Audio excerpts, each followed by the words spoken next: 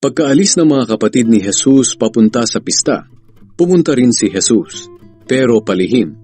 Doon sa pista, hinahanap siya ng mga pinuno ng mga Hudyo.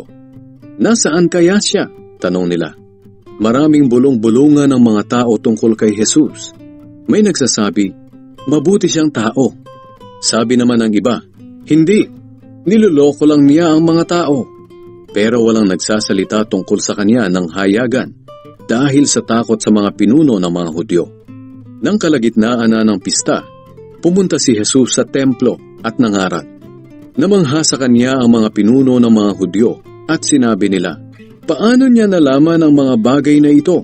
Gayong hindi naman siya nakapag-aral. Kaya sinabi ni Jesus sa kanila, hindi galing sa akin ang mga itinuturo ko, kundi sa nagsugo sa akin.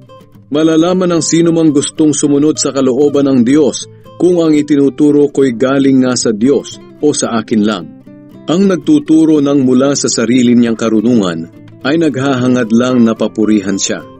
Ngunit ang naghahangad na papurihan ng nagsugo sa kanya ay tapat at hindi sinungaling. Hindi ba't ibinigay sa inyo ni Moises ang kautusan? Ngunit wala ni isa man sa inyo ang sumusunod sa kautusan. Dahil kung sinusunod ninyo ang kautusan, bakit gusto niyo akong patayin? Sumagot ang mga tao, sinasaniban ka na siguro ng masamang espiritu. Sino naman ang gustong pumatay sa iyo? Sinabi sa kanila ni Jesus, nagtaka kayo dahil may pinagaling ako noong araw ng pamamahinga. Hindi ba't ibinigay sa inyo ni Moises ang utos tungkol sa pagtutuli? Hindi ito nagmula kay Moises, kundi sa mga nauna pang mga ninuno. At dahil dito tinutuli niyo ang bata kahit sa araw ng pamamahinga. Ngayon, kung tinutuli niyo nga ang bata sa araw ng pamamahinga, para hindi masuway ang utos ni Moises, bakit kayo nagagalit sa akin dahil pinagaling ko ang isang tao sa araw ng pamamahinga?